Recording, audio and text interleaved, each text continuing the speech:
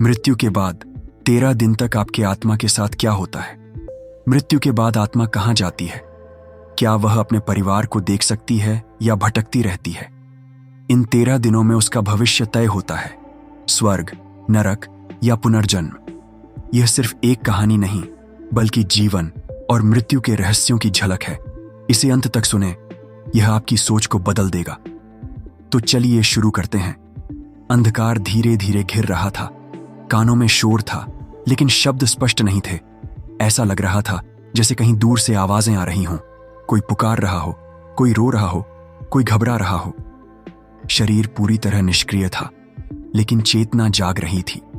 सामने वही बिस्तर था जिस पर कुछ समय पहले तक खुद को महसूस कर रहा था, लेकिन अब वहां कोई और था। एक निष्प्राण शरीर। हृदय की धड़कन महसूस नहीं हो रही थी, सांसें नहीं चल रही थीं, फिर भी एक हलचल थी, एक अस्तित्व था। यह क्या था? यह कैसे हो सकता था? मैंने अपने हाथों को देखा। वे वैसे नहीं थे जैसे जीवन में हुआ करते थे। कुछ हल्का सा, कुछ पारदर्शी सा, जैसे एक धुंधली रोशनी।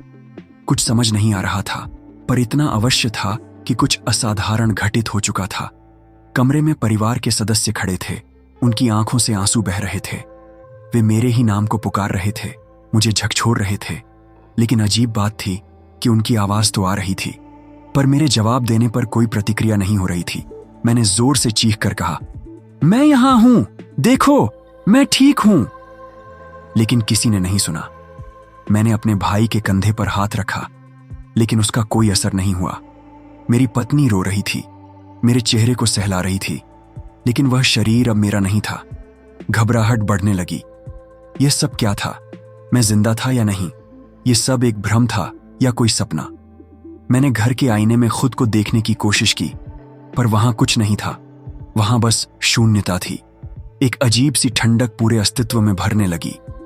यह कोई सपना नहीं था, यह एक भयानक सच्चाई थी। मैं मर चुका था, पर मृत्यु इतनी आसान नहीं होती। यह तो बस एक शुरुआत थी। मन में विचारों का तूफान था। मेरा घर, मेरी संपत्ति, मेरा परिवार, अब यह सब मेरे लिए पराया हो चुका था। जो कल तक मेरा था, अब मैं उसके लिए पराया बन चुका था। क्या सच में मैं इस संसार से चला जाऊंगा? पर कैसे? यह मेरा ही घर है, मेरे ही अपने हैं। यह मेरा ही जीवन था, जिसे मैंने वर्षों तक जिया था। मैं इसे इतनी जल्दी कैसे छोड़ सकता हूं? मेरी निगाह कोने में रखी तिजोरी पर गई। उसमें मेरे वर्षों की मेहनत का धन था। मैंने अपने जीवन का अधिकांश भाग इसे कमाने में बिता दिया था। मेरे जाने के बाद अब इसका क्या होगा? कौन इसे संभालेगा?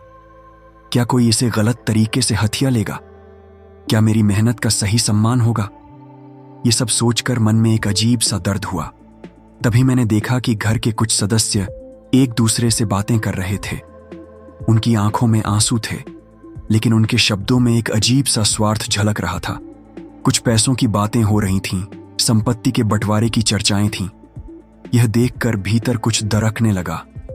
क्या मेरा जाना इतना आसान था कि अभी से यह सब होने लगा? मैं जोर से चिल्लाया, नहीं, अभी नहीं, मैं अभी यहां हूं। पर कोई सुन नहीं रहा था। तभी कमरे में अचानक एक अजीब सी ठंडक महसूस हुई। हवा भारी होने लगी। एक साया धीरे धीरे सामने प्रकट होने लगा। यह कोई इंसान नहीं था, न ही कोई भूतिया आकृति, बल्कि कुछ और था। कुछ भयानक, कुछ अपरिचित, कुछ ऐसा जिसे मैंने कभी देखा ही नहीं था। उसके हाथ में एक मोटी काली रस्सी थी और उसकी आंखें खाली थीं, जैसे उनमें कोई जीवन ही न हो। चलो, उसने गहरी ठंडी आवाज में कहा। कौन हो तुम? मैंने घबरा कर पूछा। मैं वह हूं जो समय आने पर सभी को ले जाता है। नहीं, मैं कहीं नहीं जा रहा। यह मेरा घर है, मेरी दुनिया है। अब यह तेरा घर नहीं रहा। अब तेरा यहां कोई अस्तित्व नहीं है। तेरा शरीर निष्प्राण पड़ा है और तेरा समय समाप्त हो चुका है। नहीं, मुझे अभी बहुत कुछ करना है। बहुत सारे काम अधूरे हैं। मेरे परिवार को मेरी जरूरत है। उसने एक ठंडी हंसी हंसी। यह हर आत्मा कहती है, लेकिन जो चला गया वह लौटकर कभी नहीं आता। अब तुझे अपने कर्मों के अनुसार आगे बढ़ना होगा। नहीं, नहीं, मुझे समय चाहिए। लेकिन तभी कमरे में एक और रोशनी प्रकट हुई। यह हल्की, शांत और सुखद थी। एक दिव्य आकृति सामने आई, श्वेत वस्त्रधारी, चेहरे पर करुणा और शांति। यदि इसके कर्म शुभ होंगे तो इसे थोड़ा और समय दिया जा सकता है। यदि यह अपने मोह को त्याग सके तो इसकी गति सरल हो सकती है, उस दिव्य पुरुष ने कहा। मैंने उस श्वेत प्रकाश की ओर देखा और फिर अपने घर की ओर। मेरे अंदर एक भीषण द्वंद्व चल रहा था। मैं मोह से मुक्त नहीं होना चाहता था, लेकिन शायद अब यही एकमात्र विकल्प था। मेरी आत्मा का भविष्य अब मेरे कर्मों के अनुसार तय होने वाला था। चारों ओर सन्नाटा था, लेकिन इस सन्नाटे के बीच हलचल भी थी। घर के कोने कोने में कुछ अजीब सा एहसास था। हवा भारी लग रही थी, जैसे कोई अदृश्य शक्ति पूरे वातावरण में घूम रही हो। जो शरीर कल तक जीवित था, अब वह एक निर्जीव देह बन चुका था, और उसी के पास खड़ी थी वह आत्मा, व्याकुल, तड़पती, अपने अस्तित्व को तलाशती हुई। मृत्यु के बाद के पहले 3 दिन सबसे कठिन होते हैं, क्योंकि आत्मा अभी भी इस सच को पूरी तरह स्वीकार नहीं कर पाती कि वह अब इस संसार से अलग हो चुकी है। वह अपने ही घर में था, लेकिन किसी को उसका एहसास नहीं हो रहा था। वह अपने बेटे के पास गया, जिसने उसकी तस्वीर को हाथ में लेकर रोते हुए कहा, पापा, आपको अभी नहीं जाना चाहिए था। आत्मा चीख उठा, बेटा, मैं यहीं हूं, देखो मैं कहीं नहीं गया। लेकिन उसकी आवाज किसी तक नहीं पहुंची। वह अपने पत्नी के पास गया, जिसने सिर झुका ली थी और किसी से कुछ नहीं कह रही थी, लेकिन उनकी आंखों से लगातार आंसू गिर रहे थे। आत्मा ने उनके माथे को छुआ, लेकिन कुछ भी नहीं हुआ। यह कैसी विडंबना थी। इतने सालों तक जिनसे इतना गहरा संबंध था, वही अब उसकी उपस्थिति तक महसूस नहीं कर पा रहे थे। परिवार वाले संस्कारों की तैयारियों में जुटे थे। पंडित आए थे। उन्होंने बताया कि आत्मा की शांति के लिए गंगा जल और तुलसी की व्यवस्था की जाए, मंत्रों का जाप किया जाए। कुछ लोग इन बातों को मान रहे थे, तो कुछ बस औपचारिकता निभा रहे थे। आत्मा को अजीब सा अनुभव हो रहा था। जब पंडित ने गंगा जल छिड़का तो एक ठंडक महसूस हुई, जैसे कोई शक्ति उसे हल्के से सहेज रही हो। तुलसी के पत्ते के पास जाने पर एक दिव्य कंपन हुआ, जैसे किसी ने उसकी चेतना को शांत करने का प्रयास किया हो। लेकिन फिर भी मोह उसका पीछा नहीं छोड़ रहा था। उसने देखा कि कुछ लोग घर में आकर बातें कर रहे थे। कोई दुखी था तो कोई औपचारिक संवेदनाएं जता रहा था, पर 1-2 लोग कोने में बैठकर धीरे धीरे बातें कर रहे थे। अब आगे क्या होगा? संपत्ति किसे मिलेगी?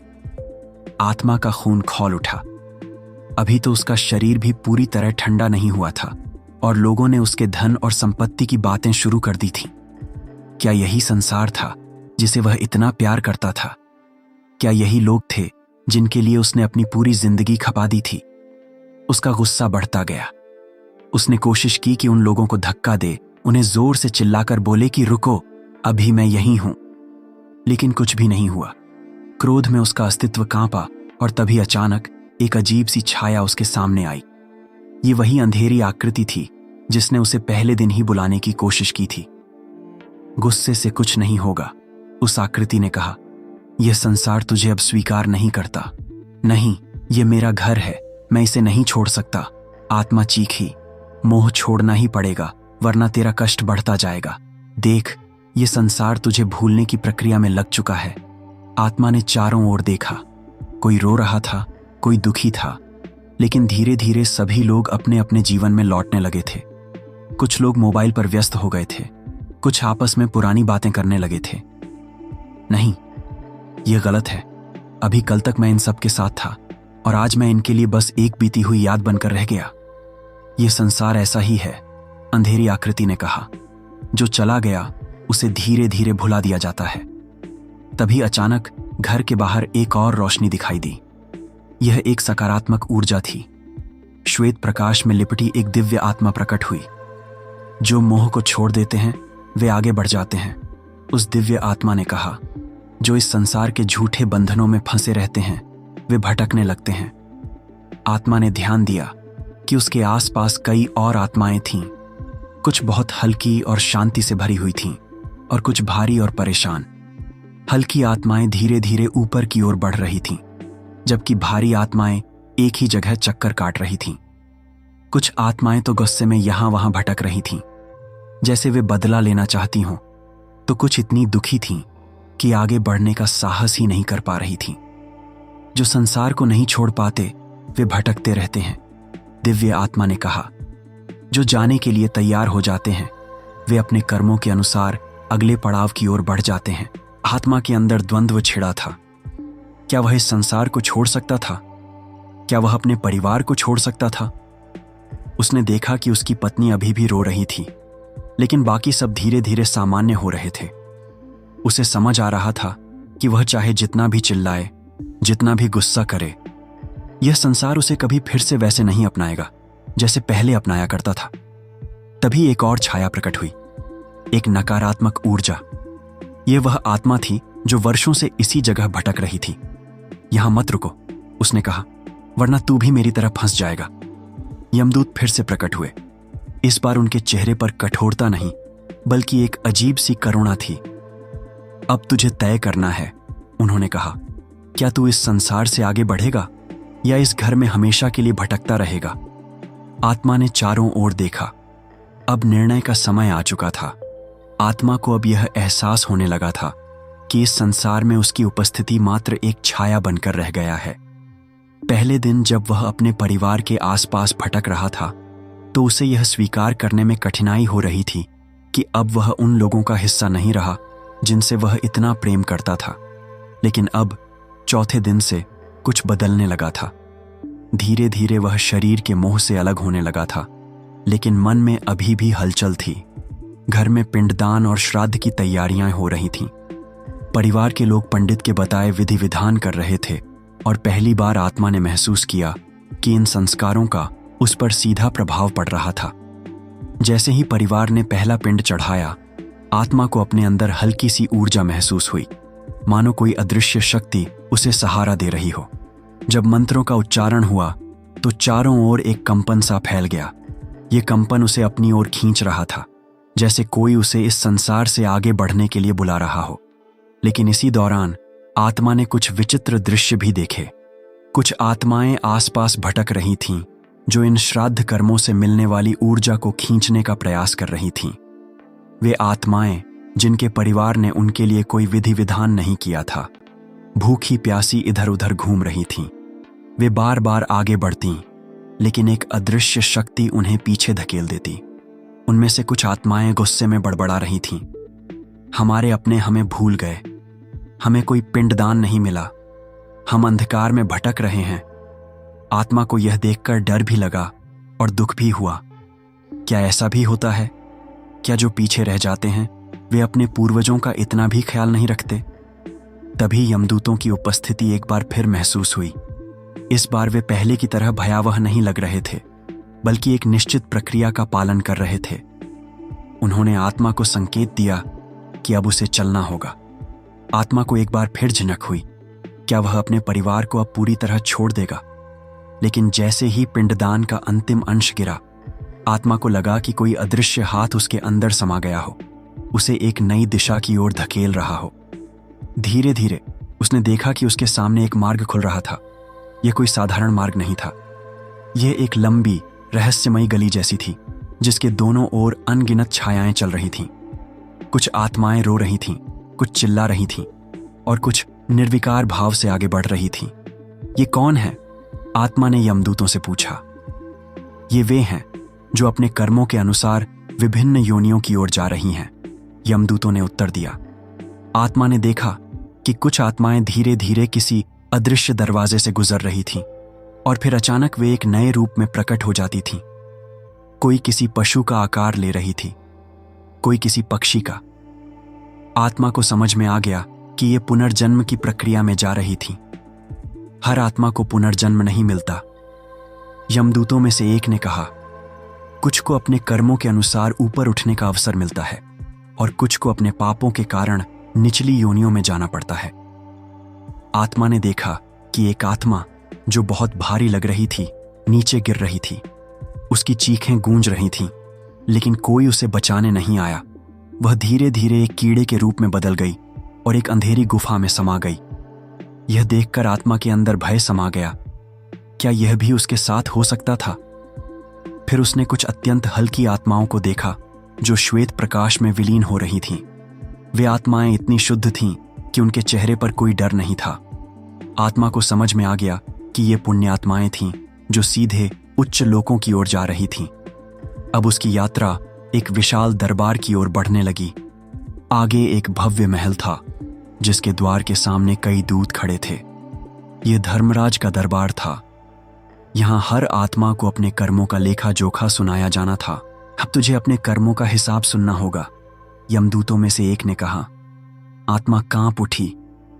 उसने अपने जीवन में क्या किया था? क्या उसने अच्छे कर्म किए थे? क्या उसके जीवन के निर्णय उसे सही दिशा में ले जाएंगे? महल के दरवाजे धीरे धीरे खुल रहे थे और आत्मा के दिल की धड़कनें तेज हो रही थीं। महल के विशाल द्वार खुलते ही आत्मा को एक अनजानी शक्ति ने अंदर खींच लिया। सामने एक अद्भुत दृश्य था, एक विराट दरबार जहां अनगिनत आत्माएं कतार में खड़ी थीं। दूर एक विशाल सिंहासन पर धर्मराज विराजमान थे, जिनका तेज इतना प्रबल था कि सीधे उनकी ओर देखना कठिन था। उनके पास एक दिव्य पुस्तक थी जिसमें हर आत्मा का कर्मों का लेखा जोखा था। यमदूत आत्मा को आगे ले गए और जैसे ही धर्मराज ने उसकी ओर दृष्टि डाली, आत्मा का पूरा जीवन उसके सामने चलचित्र की तरह घूमने लगा। अच्छे कर्म, बुरे कर्म, छोटे छोटे पाप, महान पुण्य, सब कुछ खुलकर सामने आ गया। आत्मा को पहली बार इस बात का गहरा एहसास हुआ कि हर विचार, हर क्रिया का प्रभाव कितना व्यापक होता है। धर्मराज ने बिना कोई भावना दिखाए उसके कर्मों को पढ़ा और संकेत किया कि आत्मा को अब आगे की यात्रा करनी होगी। यमदूतों ने आत्मा को एक मार्ग पर बढ़ने का संकेत दिया। यह मार्ग 3 दिशाओं में विभाजित था। पहली दिशा हल्के दिव्य प्रकाश से भरी थी, दूसरी धुंध से ढकी थी और तीसरी पूरी तरह अंधकार में डूबी थी। आत्मा ने देखा कि कुछ आत्माएं पहली दिशा में जा रही थीं, जहां देवदूत खड़े थे जो उनका स्वागत कर रहे थे। वे पुण्यवान आत्माएं थीं जिन्होंने जीवन में धर्म, परोपकार और सत्य का पालन किया था। उनकी यात्रा पितृलोक और स्वर्गीय लोकों की ओर थी, जहां उन्हें विश्राम और आनंद की प्राप्ति होती थी। दूसरी दिशा में वे आत्माएं थीं जिनके कर्म मिश्रित थे। वे न पूरी तरह पुण्यवान थीं, न पूरी तरह पापी। उन्हें प्रेत लोक में रखा जाता था, जहां उन्हें अपने अधूरे कर्मों और इच्छाओं से मुक्ति पाने का अवसर मिलता था। आत्मा ने देखा कि कुछ आत्माएं अपने परिवारों को पुकार रही थीं, कुछ अपनी इच्छाओं को पूरा करने के लिए भटक रही थीं। जो आत्माएं पिंडदान और श्राद्ध के बिना रह गई थीं, वे यहां लंबे समय तक अटकी रहती थीं। तीसरी दिशा भयावह थी। अंधकार में यमदूत भयंकर रूप लिए खड़े थे और आत्माएं चीख रही थीं। यह नरक का मार्ग था, जहां केवल वे ही जाते थे जिन्होंने जीवन में क्रूरता, छल, हिंसा और घोर अधर्म किए थे। आत्मा ने देखा कि कुछ आत्माओं को जलते हुए अग्निकुंडों में फेंका जा रहा था, कुछ को कांटों से भरे रास्तों पर चलने के लिए बाध्य किया जा रहा था। उनके चारों ओर क्रंदन और यातनाओं की गूंज थी। अचानक आत्मा को अपनी स्थिति का भान हुआ। वह कौन से मार्ग पर जाने वाला था? क्या वह पुण्यात्माओं के साथ जाएगा? क्या वह प्रेतलोक में भटकेगा? या उसे किसी कठोर दंड का सामना करना पड़ेगा? यमदूतों ने उसे संकेत किया और वह धीरे धीरे दूसरी दिशा की ओर बढ़ने लगा। प्रेतलोक के मार्ग पर उसे और भी आत्माएं मिली, जिनमें से कुछ उसे परिचित लगीं। कुछ वे थीं जिनकी मृत्यु अकाल हुई थी, जो अचानक किसी दुर्घटना में चली गई थीं, जिनका जीवन अधूरा रह गया था। ये आत्माएं अशांत थीं और कई अब भी अपने पिछले जीवन के मोह में अटकी थीं। एक आत्मा ने उसे पुकारा, तुम भी हमारी तरह भटकोगे जब तक कि तुम्हारे कर्मों का पूरा लेखा जोखा नहीं बन जाता। आत्मा कांप उठा। उसे पहली बार एहसास हुआ कि यदि जीवन में मोह माया और बुरी प्रवृत्तियों को नहीं छोड़ा गया तो मृत्यु के बाद भी मुक्ति नहीं मिलती। यमदूतों ने आगे बढ़ते हुए उसे बताया कि प्रेतलोक की आत्माएं तब तक इस स्थिति में रहती हैं जब तक उनके कर्मों का सही निपटारा नहीं हो जाता। यदि उनके लिए सही श्राद्ध और तर्पण किए जाए तो उन्हें अगले जन्म की ओर बढ़ने में सहायता मिलती है। आगे बढ़ते ही आत्मा को एक और स्थान दिखा। यह पिशाच योनि का लोक था। यहां वे आत्माएं थीं जिन्होंने जीवन में अत्यधिक बुरे कर्म किए थे, लेकिन फिर भी नरक के दंड के योग्य नहीं थीं। वे पिशाच रूप में भटकती थीं, अंधेरे में भूखी प्यासी विचरण करती थीं। आत्मा ने देखा कि वे किसी अदृश्य शक्ति से बंधी हुई थीं और उनकी दशा अत्यंत दयनीय थी। अचानक एक दिव्य प्रकाश चमका और कुछ आत्माओं को अलग करते हुए एक आकाशवाणी हुई। इन आत्माओं ने अपने जीवन में अंतिम क्षणों में पश्चाताप किया था। इन्हें पुनर्जन्म का अवसर मिलेगा। यह सुनकर आत्मा के मन में प्रश्न उठा, क्या उसका भी पुनर्जन्म होगा? क्या उसे एक और अवसर मिलेगा? यमदूतों ने कहा, तेरे कर्मों की योजना बन चुकी है, अब तुझे निर्णय की घड़ी तक प्रतीक्षा करनी होगी। आत्मा के चारों ओर गहरा सन्नाटा छा गया। आगे एक और दरवाजा खुल रहा था। अब निर्णय की घड़ी निकट थी। 13 दिन बीत चुके थे। घर में अंतिम श्राद्ध की तैयारियां हो रही थीं और परिवार के सदस्य गंगा जल, तिल और पिंडदान के लिए पवित्र स्थान पर एकत्र हुए थे। आत्मा सब कुछ देख रहा था। वह उन लोगों के पास खड़ा था जिन्हें उसने अपना समझा था, जिनके लिए उसने जीवन भर संघर्ष किया था, लेकिन अब कोई भी उसकी उपस्थिति को महसूस नहीं कर सकता था।